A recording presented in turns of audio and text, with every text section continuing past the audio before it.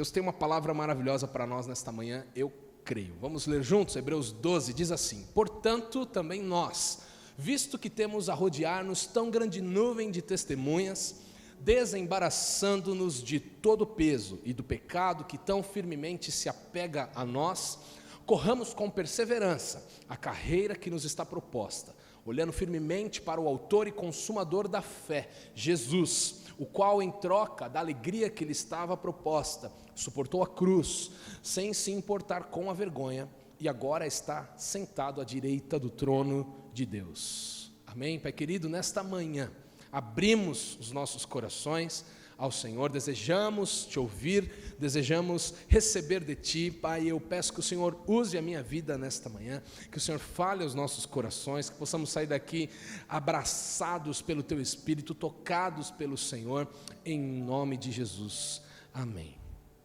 Amém. Nós temos falado sobre esse tema, desembaraçados, porque Deus tem uma corrida para as nossas vidas, é o que esse texto de Hebreus diz. Deus tem uma carreira que Ele propôs a cada um de nós, e goste você de correr ou não, não sei na tua vida natural se você é um corredor, mas para Deus, aos olhos de Deus, espiritualmente falando, você é um corredor. Você é uma corredora. Deus tem uma carreira, uma corrida para cada um de nós. E eu tenho falado o seguinte, que aquilo que nós carregamos conosco, ou aquilo que nós deixamos de carregar, vai determinar como será a nossa corrida. Você crê nisso? Por isso que é importante nós prestarmos atenção nisso. Como está a nossa vida? Temos situações que estão nos embaraçando, ou eu estou livre para correr, livre para viver os sonhos de Deus. Essa é a vontade do Senhor, né? Quando nós lemos aqui em Hebreus, que fala desembaraçando-nos, é algo que fala sobre nós, é uma tarefa nossa. Eu decido se eu vou me embaraçar com algumas coisas, ou se eu vou desembaraçar o meu caminho também em relação a algumas coisas. É uma função minha, uma responsabilidade minha, e a vontade de Deus é que eu corra de forma desembaraçada. Aqui a palavra no original fala sobre deixar de lado, quando fala de se desembaraçando, tirar do caminho, remover, e a verdade é que realmente nós precisamos tirar muitas coisas das nossas vidas, precisamos remover muitas coisas das nossas vidas para podermos correr de forma desembaraçada a carreira, os sonhos, os planos que o Senhor tem para as nossas vidas. É a verdade que não dá para correr embaraçado, né? Não dá para correr.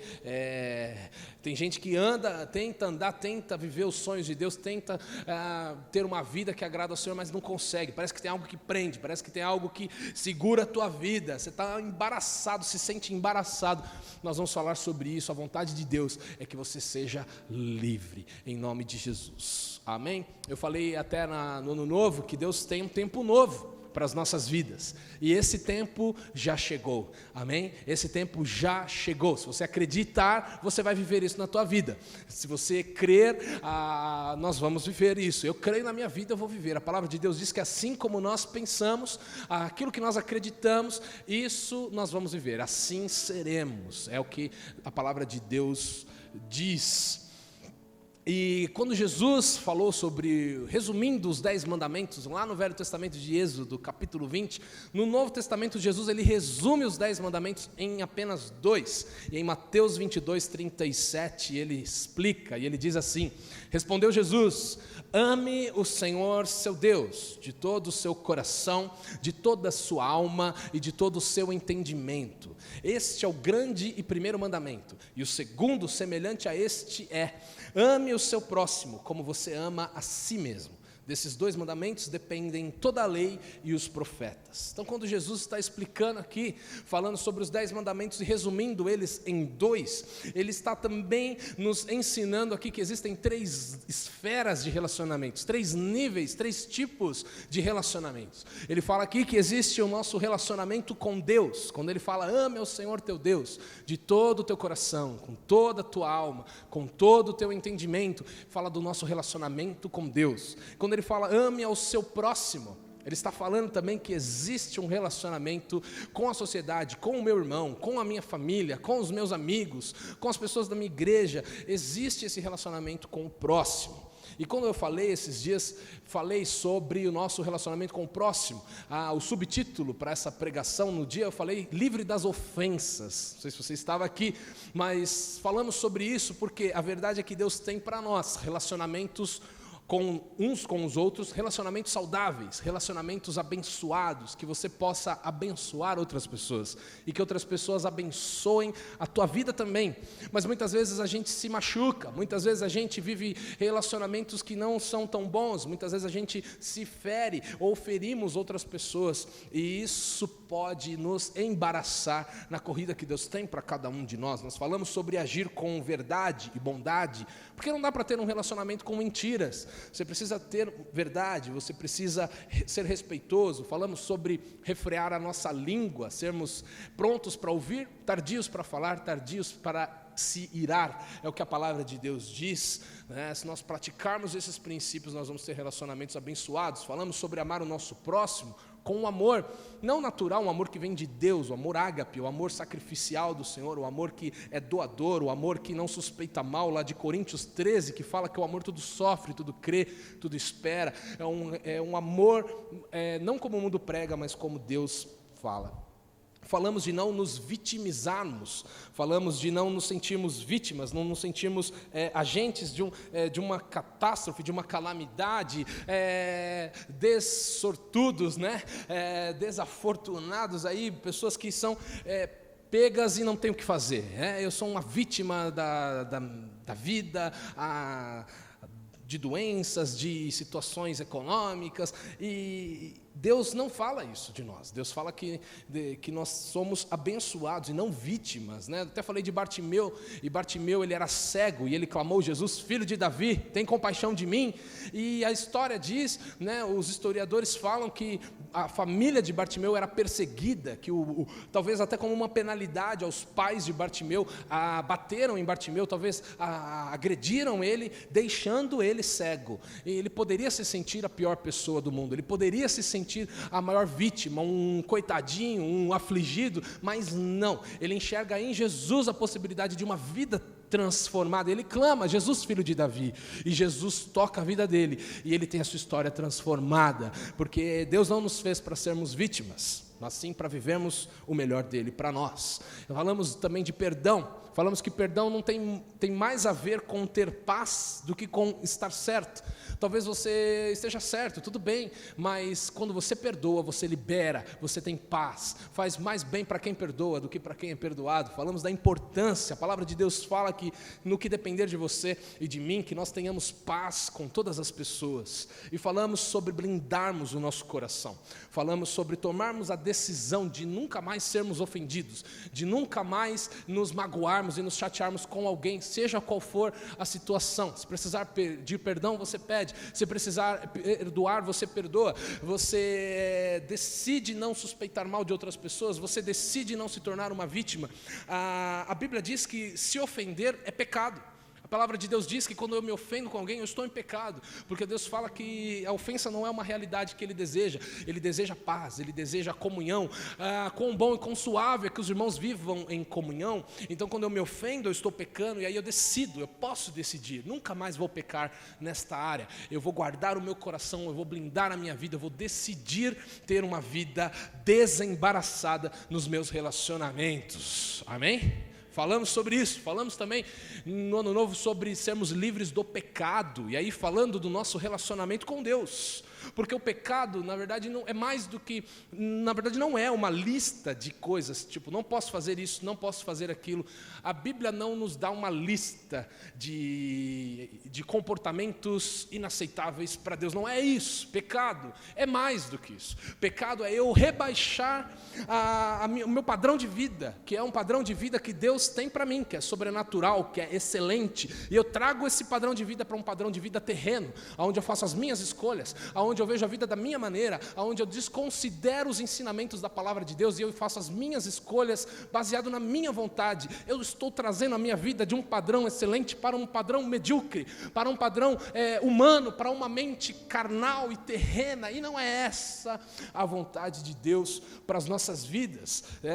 Quando fazemos isso, nós nos embaraçamos. Quando fazemos isso, quando escolhemos uma vida num padrão que é o nosso padrão e não o de Deus, que é o pecado, nós embaraçamos o nosso caminho e nós deixamos de viver as promessas e deixamos de viver tudo o que Deus sonhou para as nossas vidas. E aí falamos aqui sobre entendermos a nossa realidade em Jesus.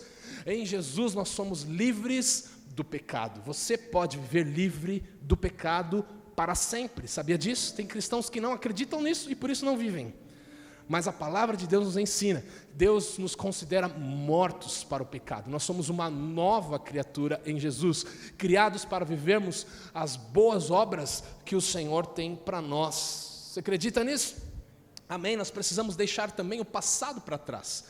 Nós falamos do povo do Egito. O Egito, lá no Egito, Israel, eles eram escravos. Eles eram subjugados, eles tinham tarefas pesadas, mas quando eles estavam no deserto, eles reclamaram do maná, e era a provisão de Deus para a vida deles. Eles falaram, não, nós queremos carne. Por quê? Porque lá no Egito nós tínhamos os melões, nós tínhamos as cebolas, e eles lembraram apenas de uma fração do passado.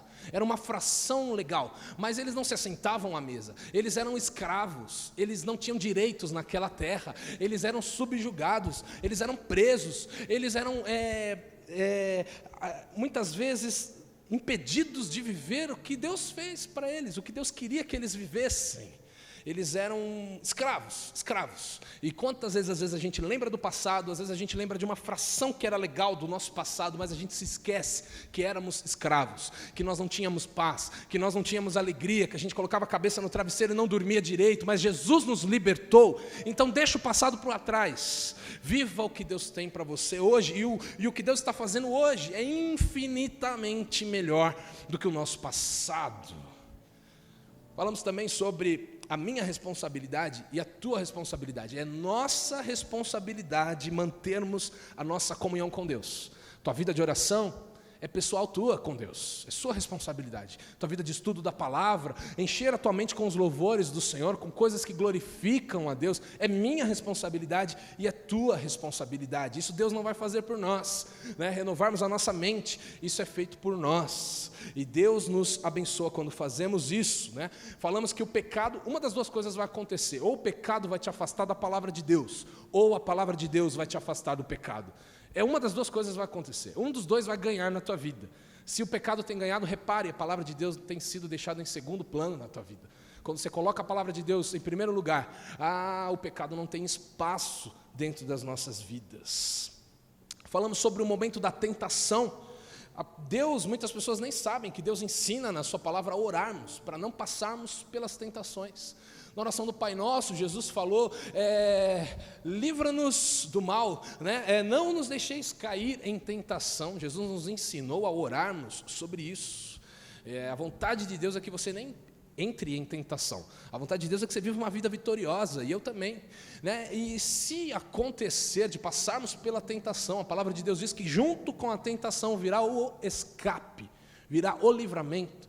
Então que possamos aproveitar o livramento que Deus nos dá, que possamos orar e vigiar e sermos sóbrios, é o que a palavra de Deus diz, para não cairmos em tentação, para não aceitarmos as propostas do inimigo, né? E falamos sobre cultivar as virtudes de Deus, as práticas espirituais, louvando em todo o tempo. A palavra de Deus diz que tudo aquilo que é bom, tudo aquilo que é louvável, tudo que tem boa fama, que isso enche a tua mente, que isso encha o teu coração, porque a palavra de Deus diz que assim como o homem pensa na sua alma, assim ele é. O que ele traz para dentro da sua alma, assim ele é. Se eu trago pensamentos bons para a minha vida, se eu trago a palavra de Deus, assim eu vou ser. Se eu trouxer lixo para dentro da minha alma, eu vou viver aquilo lá. Eu vou pecar, eu vou escolher mal na hora da decisão, porque estou enchendo a minha alma com coisas que não agradam a Deus. Amém? E hoje nós vamos falar sobre o terceiro nível aí de relacionamento, que é o meu relacionamento comigo mesmo, o seu relacionamento com você mesmo. Deus tem uma vida desembaraçada para nós. Você quer viver isso na sua vida? Eu quero viver isso para a minha vida. Deus, muitas pessoas, a verdade é que muitas pessoas se embaraçam no que se diz respeito a si mesmas, pessoas que não se enxergam da maneira que Deus as enxerga, pessoas que não se sentem capazes, pessoas que têm conflitos internos, emocionais, pessoais. Às vezes você olha para a vida de uma pessoa, parece que tudo vai tão bem na vida dela, parece que ela é tão bem sucedida, e talvez só ela saiba dos conflitos e das guerras que ela enfrenta dentro dela com ela mesma. E Deus quer que sejamos livres, diga livres, para corrermos com perseverança a carreira que Deus nos propôs. E por isso o subtítulo de hoje é Desembaraçados assumindo minha identidade. Deus tem uma identidade para nós, e quando nós lembramos disso e nos apropriamos disso, nós vivemos uma vida desembaraçada. Eu nem precisava pregar isso aqui hoje, porque não sei se você reparou, todas as músicas que nós cantamos aqui nesta manhã falam sobre isso. Um Deus que nos ama, um Deus que tem um futuro para nós, uma obra gloriosa que aconteceu quando Jesus entregou sua vida e nos fez livres. Nós somos amados, nós somos cuidados, Deus que provê, Deus que cuida de nós, não é verdade? A gente nem combinou e todas as músicas falaram sobre isso, mas eu quero reforçar e te lembrar nesta manhã de um Deus que tem uma identidade a teu respeito, a meu respeito, um Deus que nos vê de uma forma e que muitas vezes nós não nos vemos, e por não nos vermos desta forma, nos embaraçamos e deixamos de viver o melhor que Deus tem para nós. Eu li com vocês aqui Mateus 22:39, Jesus falou o seguinte: o segundo grande mandamento é semelhante a este: ame o seu próximo como você ama a si mesmo. Quando Jesus explicou e ensinou isso, ele pressupôs que você ama a si mesmo, para poder amar o próximo. Ele não fala ame a si mesmo, ele fala o seguinte: ame ao teu próximo como você ama a si mesmo. Então, amarmos a nós mesmos é um pressuposto do Senhor. Ele deseja isso, ele já entende que você deve se amar. Ele entende que você deve saber quem você é. E aí ele fala para você amar o próximo como você se ama. E para falarmos disso, eu quero falar sobre quatro pontos com vocês nesse dia. Está comigo? Amém? Amém. Primeiro ponto é o seguinte: como você se vê? É uma pergunta. Como você se vê? E como Deus te vê? E eu quero gastar um tempo aqui nesse primeiro ponto. Pense isso, como eu me vejo. Se eu perguntasse hoje para você, quem é o Guilherme, quem é o Silas, né? E muitas vezes nós, quando estamos numa situação assim, que nos apresentamos, ou numa entrevista de emprego, ou numa roda de amigos, onde for, e às vezes a pessoa pode perguntar, quem é você, né? Geralmente, o que a gente fala? Eu sou o Silas, eu tenho 34 anos, eu nasci em São Paulo, eu trabalho com finanças, eu administrativo, eu sou contador. Geralmente a gente fala o quê? As coisas que a gente faz. Geralmente a gente fala do lugar onde vivemos. Muitas vezes a gente fala até, a gente até conhece as pessoas pelas características físicas, naturais, características pessoais. Essa pessoa ela fala bastante, essa pessoa é gordinho, é careca, é altão, é magrinho, é loiro, é morena. E muitas vezes nos definimos assim, nos apresentamos assim, nos identificamos desta forma. Mas a verdade é que nós somos muito mais do que isso, né? Nós somos muito mais do que aquilo que as pessoas podem ver. Nós somos muito mais do que aquilo que as pessoas podem descrever a nosso respeito. E, na verdade, esses são os principais traços das nossas vidas. É a essência de quem nós somos. É a essência de como Deus nos fez. E muitas pessoas, elas tentam buscar mais informações sobre isso, né? Saberem quem elas são, saberem como vai ser a vida delas. Pessoas, elas fazem testes de personalidade para saber como eu sou, o que aflige meu coração, qual é o meu temperamento. Pessoas buscam nisso saber quem elas são, para elas poderem até administrar melhor isso no seu dia a dia, né? Tem pessoas até que acreditam e buscam em signos, em astrologia, em ascendentes. Eu não entendo nada disso, né? A Bíblia não ensina sobre isso, mas tem pessoas que buscam, tem pessoas que querem saber, na vontade, no desejo de conhecerem melhor. Porque eu nasci em janeiro, então provavelmente eu vou ser assim, minha vida vai ser assim, eu vou ter essa característica, eu vou agir dessa forma. Mas saiba de uma coisa, nada disso aí vai determinar quem você é, de verdade. Nada disso vai determinar, nem o que as pessoas falam sobre você, nem a forma que elas te descrevem, e nem testes de personalidade. Essas coisas ajudam, elas dão um norte, mas só conseguimos ver realmente quem nós somos, e saber quem realmente nós somos, buscando isso em Deus. Amém? Deus fala como você é, Deus descreve você. Uma vez que você é salvo, pertence ao Senhor, entregou a tua vida ao Senhor, Deus diz algo a teu respeito e a meu respeito, e é isso que nós precisamos buscar, e é isso que devemos nos apropriar, porque tudo que Deus fala é a verdade. Amém? Tudo que Deus fala é a verdade, e tudo que Deus fala é criado, e na criação Deus falou: haja luz, e pá, houve a luz. E Ele falou: haja o firmamento, e houve o firmamento. Se não existia algo até o momento que Deus falou, quando Deus fala, aquilo passa a existir, e aquilo é a verdade. Então, por isso, precisamos entender o que Deus fala sobre nós, como Deus nos vê, como Deus nos enxerga, quais as características que temos em Deus. E isso vai dizer quem nós somos. Amém? Em Mateus 16, aconteceu um episódio interessante. Até Jesus, ele faz uma pergunta, e ele fala para os discípulos: que vocês dizem que eu sou? Quem sou eu para vocês? O que as pessoas estão falando sobre mim? Vamos ler lá, Mateus 16, 13. Indo Jesus para a região da Cesareia de Filipe, perguntou a seus discípulos: quem os outros dizem que é o Filho do Homem? Falando dele, né? E eles responderam: uns dizem que é João Batista, outros dizem que é Elias, e outros dizem que é Jeremias, ou um dos profetas. Ao que Jesus perguntou: e vocês, quem dizem que eu sou?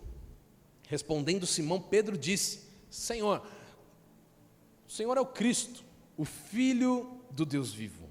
Então Jesus lhe afirmou: bem-aventurado é você, Simão Barjonas, porque não foi carne e sangue que revelaram isso a você, mas meu Pai que está nos céus. Também eu lhe digo que você é Pedro, e sobre esta pedra edificarei a minha igreja, e as portas do inferno não prevalecerão contra ela. E eu lhe darei as chaves do reino dos céus. E o que você ligar na terra terá sido ligado nos céus, e o que você desligar na terra terá sido desligado nos céus. Veja que interessante, nós vamos ler aqui, Jesus sabia quem ele era, ele não tinha crise de identidade. Jesus não estava perguntando porque ele não sabia quem ele era, ele estava perguntando porque ele queria saber se as pessoas estavam nesse desejo de buscar conhecer quem Deus era. Eu sei lá, se as pessoas já tinham recebido essa revelação de quem Jesus era para elas. E aí os discípulos falam: alguns estão falando que o Senhor é Simão, João, que o Senhor é Elias, Jeremias, um dos profetas. Estão comparando você com fulano, com ciclano, e até que Jesus fala: mas e vocês? Quem eu sou para vocês? E Pedro, na ousadia do Senhor, ele fala: tu és o Cristo, tu és o Filho do Deus vivo. E Jesus fala para ele que ele recebeu essa revelação diretamente do Pai. E aí olha que legal, quando Pedro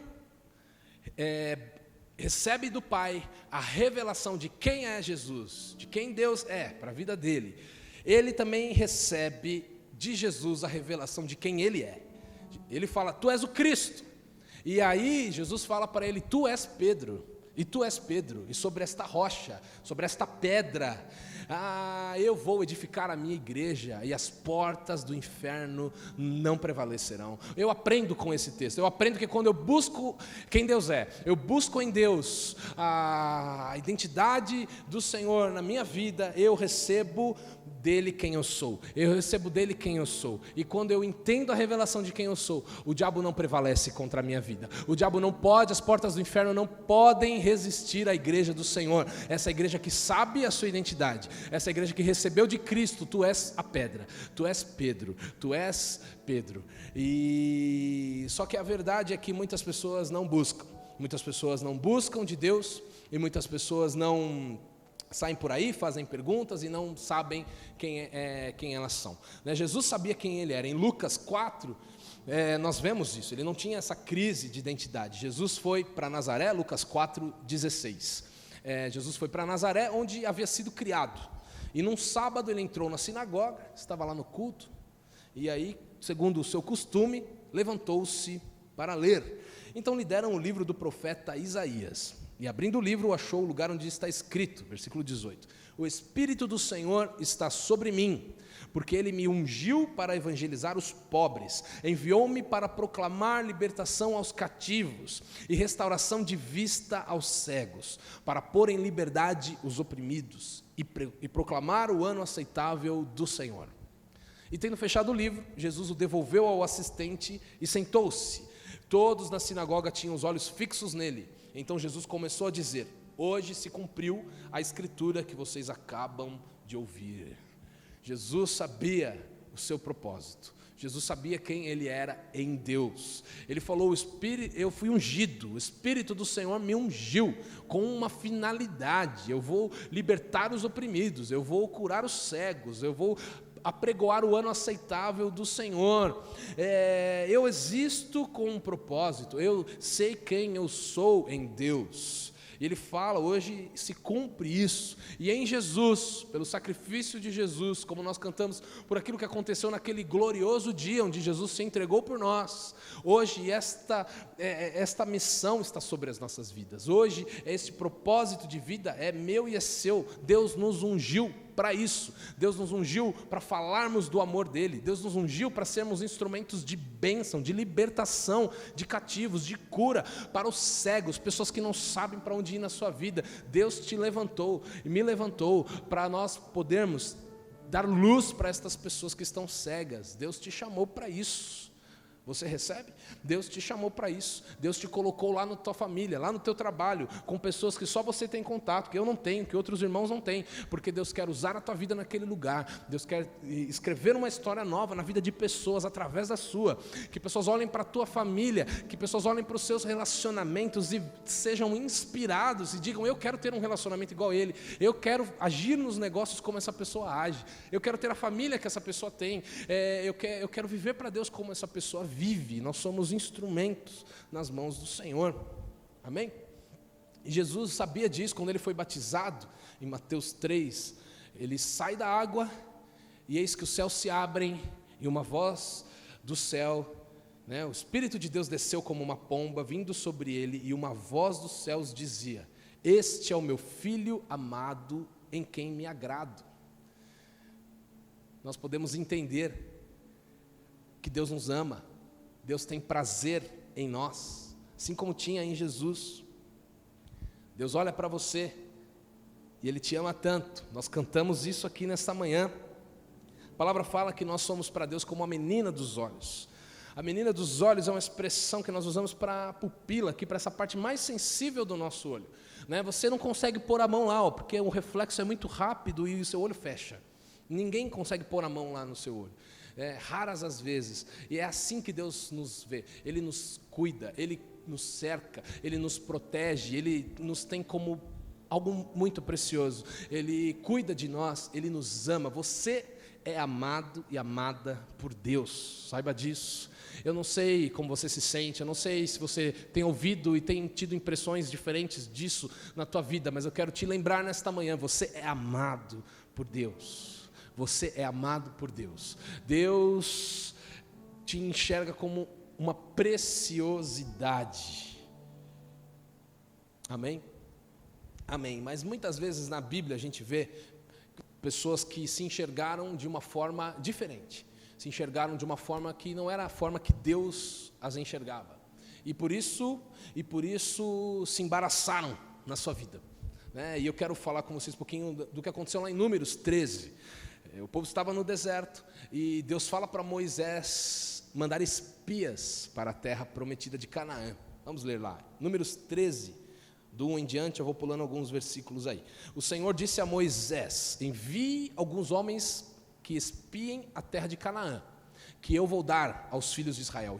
Deus falou: eu vou dar esta terra aos filhos de Israel. Enviem um homem de cada tribo de seus pais, sendo cada qual chefe entre eles. Aí vamos lá para o versículo 25. Depois de 40 dias, eles voltaram de espiar a terra. E no versículo 27, relataram a Moisés o seguinte: fomos à terra a qual você nos enviou. De fato, é uma terra onde mana leite e mel. Estes são os frutos dela. Eles trouxeram lá os cachos de uvas, as frutas da terra. E versículo 28, mas o povo que habita nessa terra é poderoso. Olha o relato deles. E as cidades são muito grandes e fortificadas. Também vimos ali os filhos de Anak. Os amalequitas habitam na terra do Neguebe, os heteus, os jebuseus e os amorreus habitam nas montanhas, os cananeus habitam perto do mar, à beira do Jordão. Então, versículo 30, Calebe fez calar o povo diante de Moisés e disse: vamos subir agora e tomar posse da terra, porque somos perfeitamente capazes de fazer isso. Olha que Calebe tinha uma visão de que eles deveriam ir tomar posse da terra, porque eles eram perfeitamente capazes de fazer aquilo. Versículo 31. Porém, os homens que tinham ido com ele disseram, os outros espias: nós não podemos atacar aquele povo, porque é mais forte do que nós. Olha aí, dois tipos de pessoas. Calebe, e depois nós vamos ver que Josué também. Josué e Calebe, eles se enxergam como pessoas capacitadas por Deus para tomarem posse da terra, que lá no começo Deus já disse: eu vou te dar. Então, além de se sentirem capazes, eles acreditam na promessa que Deus dá. Agora, os outros 10 espias, eles olham e dizem o seguinte: não podemos atacar, porque eles são mais fortes do que nós. E eu disse aqui, aquilo que você carrega dentro de você vai determinar como vai ser a sua corrida. Se você pensa que você não vai conseguir, você não vai conseguir. Nem Deus pode te ajudar. Agora, se você acredita nas promessas que Deus te deu, você pode conseguir, você vai viver. Tanto que Josué e Calebe viveram. Agora, terminando o texto aqui, 32. E diante dos filhos de Israel falaram mal da terra que haviam espiado, dizendo: a terra pela qual passamos a espiar é terra que devora os seus moradores. E todo o povo que vimos nela são homens de grande estatura. Também vimos ali gigantes. Os filhos de Anak são descendentes de gigantes. E éramos aos nossos próprios olhos como gafanhotos. Diga assim, gafanhotos. E assim também éramos aos olhos deles. Olha que coisa. Olha que coisa.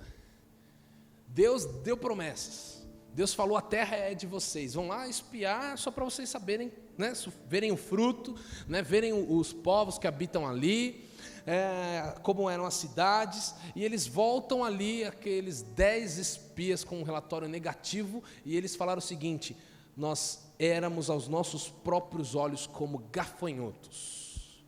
E o éramos também aos olhos deles. Aqui eles já dão até uma acrescentada, né? Porque eu duvido que eles pararam e perguntaram lá para os filhos de Anak: olha, como você me vê? Para eles poderem dizer que aos olhos deles eles eram como gafanhotos. Acho que isso aqui eles acrescentaram. Eles tiveram tanto medo que, além de se enxergarem como gafanhotos, eles tiraram a conclusão de que aquele povo os enxergava como gafanhotos. Sabe, o problema não é nem ser um gafanhoto, porque eles não eram. Deus falou que eles iam conquistar. O problema é se enxergar como um gafanhoto. O problema é olhar para a minha vida e dizer: eu não posso, eu sou essa pessoa pequena, eu sou incapaz. Olha que na mesma turma de espias, enquanto uns se enxergavam como gafanhotos, Josué e Calebe se viam como herdeiros da promessa de Deus. Ele falou que essa terra já é nossa, vamos lá, porque Deus já nos fez capazes de conquistarmos essa terra. A mesma pessoa, o mesmo time, você pode se ver como um gafanhoto, ou você pode se ver como um herdeiro de promessas. Você é herdeiro de promessas. Sabia disso? Deus te fez herdeiro de promessas. Deus tem o melhor para a tua vida. Deus tem grandes coisas para você. E você vai viver tudo aquilo que Deus sonhou para você. Você acredita nisso? Você é herdeiro em Cristo Jesus. A Bíblia nos chama disso, que nós somos co-herdeiros com Cristo. Nós somos herdeiros, e Hebreus fala de maiores, superiores promessas, baseado numa superior aliança, que é a aliança que temos em Jesus. Nós somos herdeiros. Mas muitos herdeiros se enxergam como gafanhotos. Isso embaraça o teu caminho. Triste. Porque aqueles caras perderam o melhor de Deus para a vida deles. Às vezes você pensa, eu não tenho aptidão para isso. Você pode olhar para a sua vida e pensar, eu não sou bom nessa área. Deus até me deu sonhos sobre isso, seja na minha profissão, seja na minha família, eu até tenho promessas sobre isso, mas eu olho para mim e eu vejo que eu sou incompleto, está faltando características importantes na minha vida, eu sou pequeno demais, eu tenho limitações, eu não tenho as mesmas condições que fulano teve, que foi e deu certo, eu sou diferente, eu sou menor, eu tenho vergonha, eu sou tímido, eu sou isso, e aquilo outro, e se você procurar, você vai achar uma lista enorme de defeitos para você, porque nós não somos perfeitos, e Deus nunca prometeu que você seria perfeito. Só que tem um negócio que eu chamo de medo da inferioridade. Você se sente inferior diante de tudo que você vê, no meio de um cenário. Você se sente inferior. E isso te dá medo. E aí o diabo já te embaraçou. Mas nessa manhã, seja livre do medo, da inferioridade. Amém? Deus te fez herdeiro de promessas. Se Deus falou, é teu. A Bíblia fala que, e eu tenho que acreditar e entender que eu sou aquilo, nós cantamos isso, eu sou aquilo que Deus diz que eu sou. Nada menos do que isso. Você pode dizer isso, eu sou o que Deus diz que eu sou. E a Bíblia fala que eu posso o que Deus diz que eu posso. E fala que eu tenho o que Deus diz que eu tenho. Meu irmão, Deus falou é a verdade. Eu prefiro ficar com a verdade. Sabe de uma coisa? O diabo é especialista em mentiras. Aliás, a Bíblia o chama como o pai da mentira.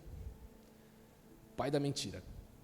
E quantas pessoas o diabo consegue embaraçar aqui na sua mente com mentiras? Mas sabe de uma coisa? Se o diabo é bom com as mentiras, o nosso Deus é bom com verdades. Nosso Deus é bom com verdades. E quando Ele fala, se não existia, Ele cria. Ele faz existir. É verdade. O que Deus fala a nosso respeito é a verdade. Amém? Aquilo que carregamos, ou deixamos de carregar, vai determinar como será a nossa corrida. Seja como Caleb, seja como Josué. Se enxergue realmente como Deus te fez. Você é herdeiro. Amém? 1 Pedro 2:9 e 10 diz assim, olha lá o que Deus fala a teu respeito, a meu respeito. 1 Pedro 2:9. Vocês porém são geração eleita, sacerdócio real. Deus fala que a nossa linhagem é uma linhagem de realeza. Jesus é o Rei dos reis, o Senhor dos senhores. Em Jesus nós somos sacerdócio real. Nação santa, somos separados deste mundo para Deus, né? E ele explica, povo de propriedade exclusiva de Deus. Você não é nada menos do que isso. Amém, irmão? Amém? A fim de, olha a finalidade, de proclamar as virtudes daquele que nos chamou das trevas para a sua maravilhosa luz. Deus mudou a nossa história. Não tem mais trevas na nossa vida. Agora nós vivemos na luz. E não é só uma luz. A Bíblia fala maravilhosa luz. Maravilhosa luz. Deus tem isso para nós. Maravilhosa luz. E Ele fala que antes vocês nem eram povo, mas agora são povo de Deus. Antes não tinham alcançado misericórdia, mas agora alcançaram misericórdia. Deus te ama. Deus te enxerga como filho. Deus te enxerga como povo eleito. Ele pagou, e o Gu pregou isso terça-feira, que o preço foi caro. Jesus derramou o sangue dele, Ele pagou por mim e por você, até o último centavo, até a última gota de sangue, Ele pagou, e Ele nos adquiriu. Nós somos povo exclusivo, propriedade exclusiva de Deus, chamados para as boas obras, para vivermos na maravilhosa luz do Senhor. Amém? Nunca deixe o diabo te enganar com algo diferente disso. O que for diferente disso é mentira. É mentira. Certa vez falaram com um cara que era muito bom em identificar notas de dólar falsas. Muito bom. Não passava uma. E aí perguntaram para ele, e como você faz? Como você decorou todas as falsificações? E como você sabe? E qual é a sua técnica? Nos explique. E ele falou o seguinte: não tenho técnicas. Na verdade é o seguinte, eu decorei muito bem, eu sei muito bem todos os detalhes da nota verdadeira. Então, toda vez que algum detalhe não bate, eu sei que é falso. E isso nós podemos trazer para as nossas vidas. Tudo aquilo que Deus diz para você é a verdade. Qualquer voz, qualquer circunstância, qualquer pessoa que te disser uma vírgula diferente, é mentira. É mentira. É mentira e joga fora. Não se embarace com isso. Amém? Amém. Deixa eu contar para você uma história que está lá em 2 Reis 7.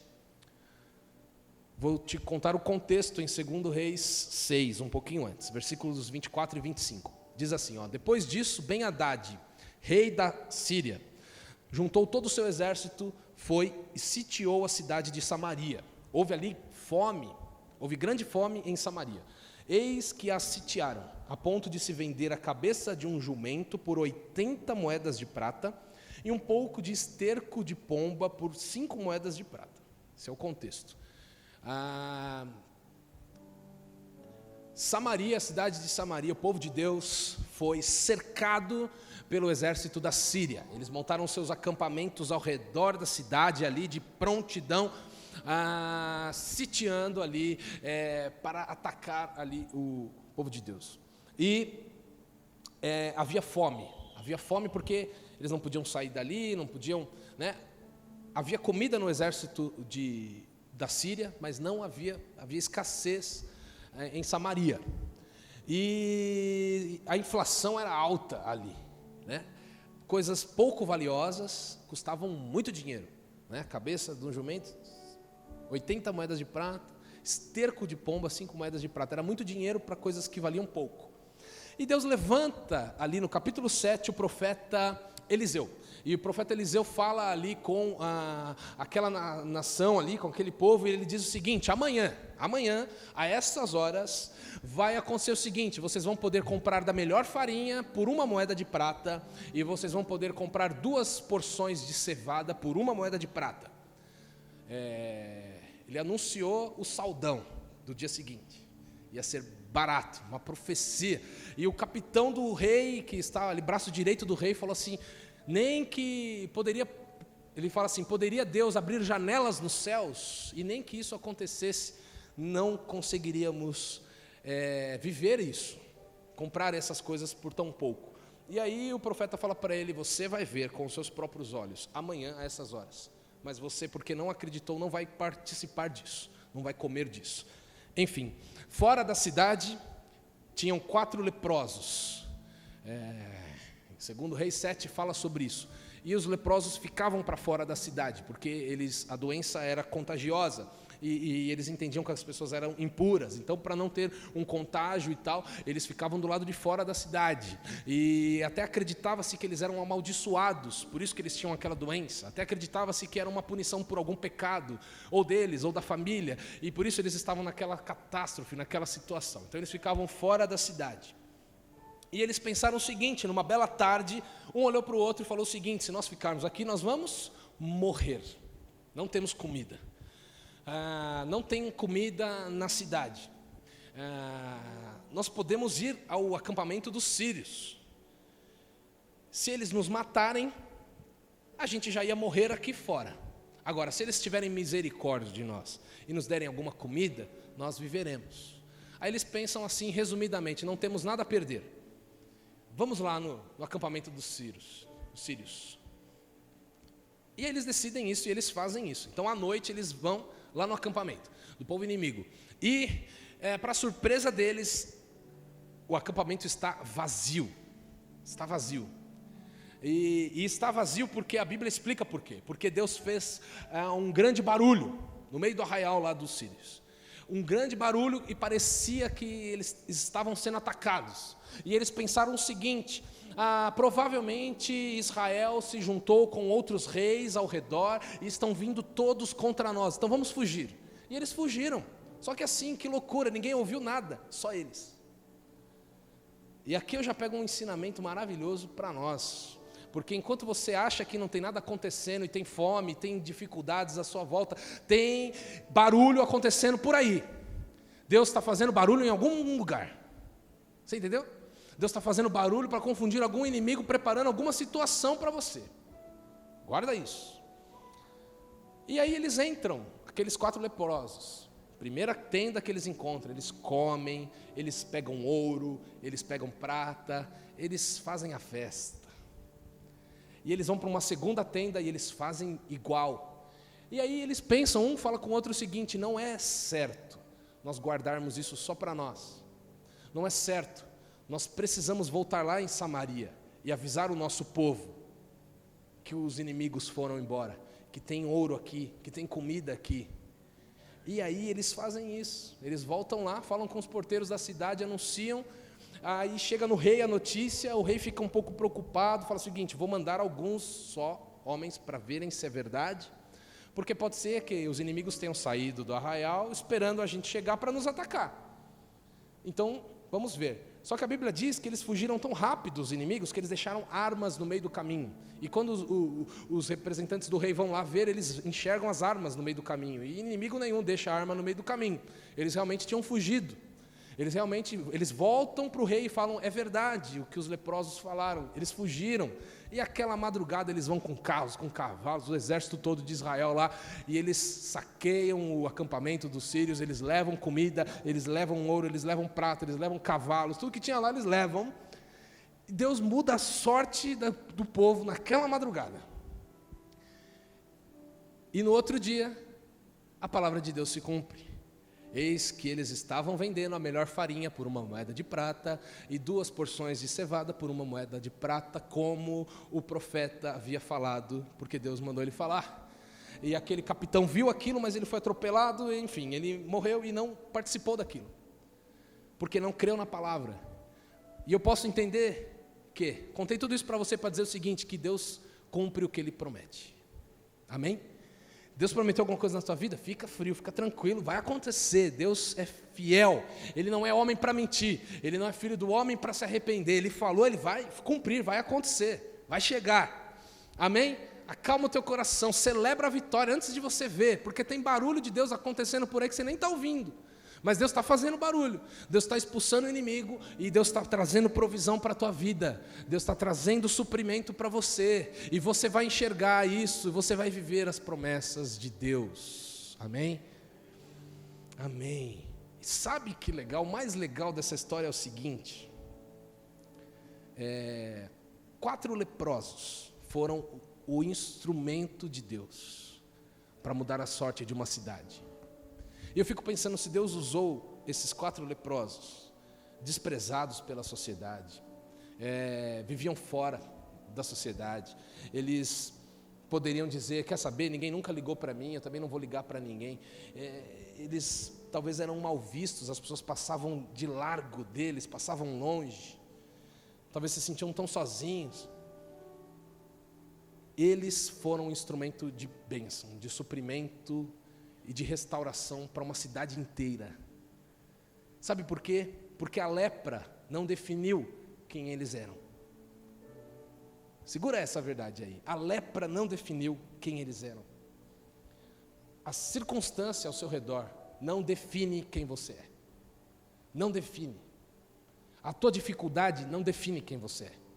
Eles lembraram o seguinte: nós somos homens honestos, nós somos homens bondosos, nós somos homens do povo de Deus. Não é certo a gente ficar aqui sozinhos com esse ouro, com essa comida e não dividir com as pessoas da nossa cidade.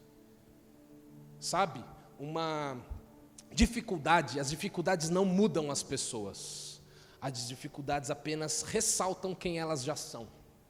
Saiba disso. O cara que é desonesto, na dificuldade, ele vai ser desonesto também. O cara que é honesto, que ama a Deus, que é fiel ao Senhor, até na dificuldade ele vai continuar sendo mais fiel ainda ao Senhor. Ele vai continuar andando ainda mais na contramão do que ele vê e do que ele escuta. Porque as dificuldades não mudam as pessoas. Às vezes você pode pensar o seguinte: quando eu tiver, eu vou ser. Quando algo for favorável para mim, eu vou ser. Não, não vai ser. Você vai ser apenas o que você já é, mais ressaltado. Eles escolheram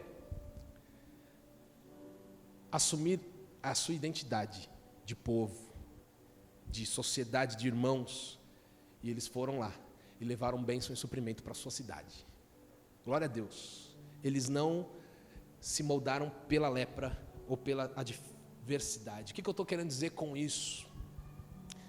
Você não é o que você vê ao seu redor. Você não é a dificuldade que você está passando. A sua identidade, quem definiu é o Senhor. E o que a Bíblia diz que você é, você é. O que a Bíblia diz que você pode, você pode. O que a Bíblia diz que você tem, é teu. Se não está na tua mão, vai chegar porque é teu. Amém?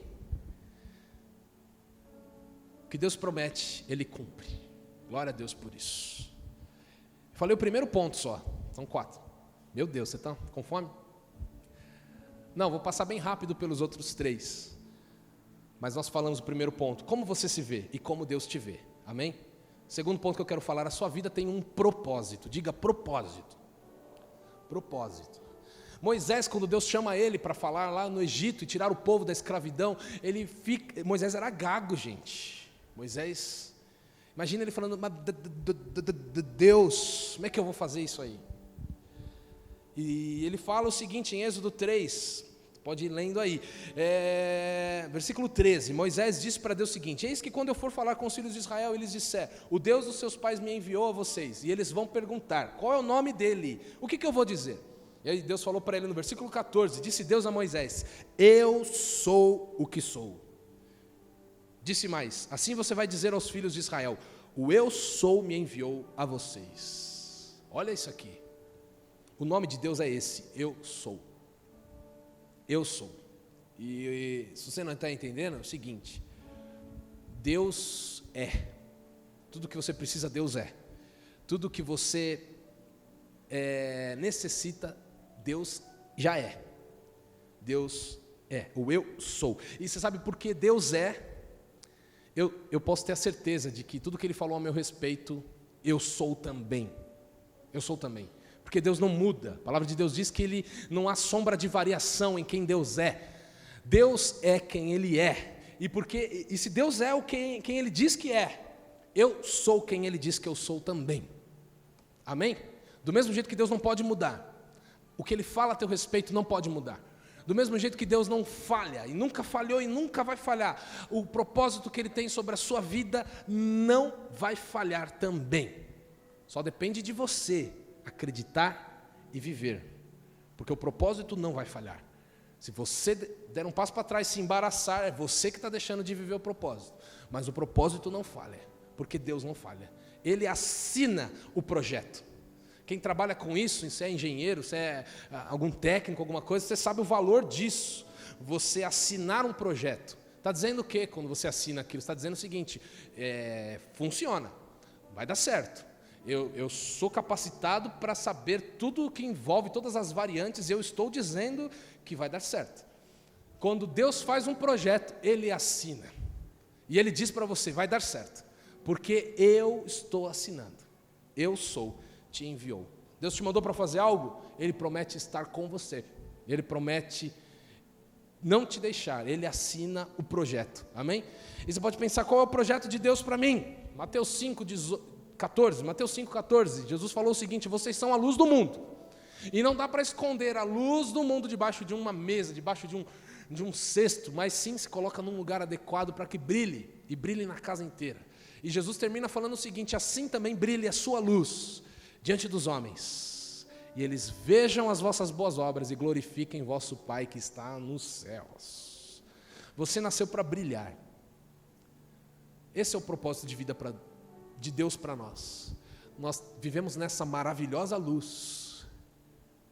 Não tem mais trevas, só que o mundo está em trevas, precisando de luz. Você é esse representante de Deus na terra. Amém? Somos embaixadores dos céus, a Bíblia nos chama assim. Glória a Deus. Terceiro ponto, o mais importante é saber quem Deus é. Lembra de Pedro lá? Quando ele sabe quem Jesus é, ele sabe quem ele é. Tu és o Cristo, tu és a pedra. Tu és o Cristo, tu és a pedra. Quando eu sei quem Deus é, eu sei quem eu sou. Deus é meu Pai, Deus é amor, Deus é justiça, Deus é fogo consumidor contra o pecado, contra o inimigo. Ele é o Senhor dos exércitos, que guerreia por nós. E é por isso que a Bíblia nos chama de mais do que vencedores. Vencedor é aquele que vai lá e vence. Mais que vencedor é aquele que nem vai lá e vence. Deus já foi lá por você. Deus já guerreou as suas guerras. Ele já derrotou o inimigo lá na cruz. Ele cravou lá a doença. Ele cravou lá a cédula que era de dívida contra as nossas vidas. Ele cravou lá o nosso pecado. Ele cravou lá a acusação que era contra as nossas vidas. Jesus fez isso por nós, nós somos livres. Amém? Mas o que tem de gente querendo se enrolar? O que tem de gente se embaraçando? Porque não lembra quem é em Jesus. Sabe de uma coisa? Deus está trabalhando. Isaías 64, 4 e 5 fala o seguinte, porque desde a antiguidade não se viu, nem com ouvidos se percebeu, nem com os olhos se viu, um Deus além de ti, que trabalha para aqueles que nele esperam. Deus trabalha para mim, cara. Nós não merecíamos tamanha graça, tamanho amor, mas Deus está trabalhando por você. O salmista fala lá, acho que é Salmo 116, ele fala, Senhor, o que é o homem? O que é o homem para que dele te lembres? Não somos nada. Entretanto, pouco menor que os anjos o fizeste, e de glória e de honra o coroaste. Você é a obra-prima da criação de Deus. Deus não parou enquanto Ele não criou o homem e a mulher, porque estava incompleta a criação. Deus te ama tanto, que Ele está trabalhando por você, exatamente agora. Você está no culto, sentado aí, e Deus está trabalhando. Deus está trabalhando por mim e por você, e Ele não precisava. Ele é o Todo-Poderoso, de eternidade a eternidade Ele é o Senhor. Os anjos o adoram e dizem santo, santo, 24 horas por dia, todos os dias. Mas Deus está trabalhando por nós. Você é tão importante para Deus. Não deixe o diabo te enganar. Amém? Amém? Está acordado aí? Quando eu entendo quem Deus é, eu sei quem eu sou, e as portas do inferno não prevalecerão contra a minha vida. Promessa do Senhor. Por último, silencie a voz do inimigo, porque o diabo adora se meter onde ele não deve. Mas nós temos esse poder. O diabo foi falar com Jesus na tentação no deserto, Mateus 4. Se tu és o Filho de Deus, transforma essas pedras em pães, mata a tua fome. E Jesus falou o que para ele? Está escrito, nem só de pão viverá o homem, mas da palavra de Deus. O diabo calou. Não, Jesus calou o diabo. Agora sim. Jesus calou o diabo porque ele sabia quem ele era. Ele não precisava provar que ele era o Filho de Deus. Ele sabia que ele era o Filho de Deus. Ele calou o diabo. Em Neemias 6, Neemias estava lá construindo os muros da cidade, e em Neemias 6 fala que chegaram lá 2 caras dos inimigos para conversar, pedindo uma reunião com Neemias, Sambalate e Tobias. Neemias 6. E aí ele fala o seguinte para esses 2 caras aí. Neemias enviou mensageiros, versículo 6, Neemias 6, versículo 13, desculpa, Neemias 6, 3. Por isso enviei-lhes mensageiros para dizer: estou fazendo uma grande obra aqui, e não posso descer até aí. Porque devo eu parar a obra para ir me encontrar com vocês? Eles foram lá, eles pediram uma reunião, eles tentaram ser amigáveis, mas o que eles queriam na verdade era interromper a construção dos muros. O que eles queriam na verdade era embaraçar o caminho de Neemias. Mas Neemias falou o seguinte: olha aqui, quer saber? Eu estou fazendo uma grande obra aqui, não vou parar não. Sabe, se o inimigo vier contra você, com um pensamento, com uma atitude, pintando um cenário todo, você pode dizer de boca cheia para ele o seguinte: olha aqui, Deus está fazendo uma grande obra na minha vida, eu não vou parar não. Eu não tenho tempo para ouvir o que você está falando. Eu não tenho tempo, eu não vou me embaraçar com isso aí não. É sua decisão, é minha decisão. Nós vivemos uma vida desembaraçada, corremos livres o que Deus tem para nós, a corrida que Deus tem para nós. Cale o inimigo quantas vezes for necessário. Tem gente que tem que calar o inimigo 10 vezes por dia. Porque você faz um negócio, o diabo põe um pensamento e fala: não, está amarrado, sai em nome de Jesus. Eu sou vencedor, não acredito nisso. Aí você está fazendo, está trabalhando, daqui a pouco surge outra coisa, está repreendido em nome de Jesus. Sabe, a palavra de Deus diz o seguinte: resistir o diabo e ele fugirá de vós. Se ele não fugir na primeira, continue resistindo. Se ele não fugir na segunda, resista 10 vezes, resista 20 vezes. Uma hora ele vai fugir.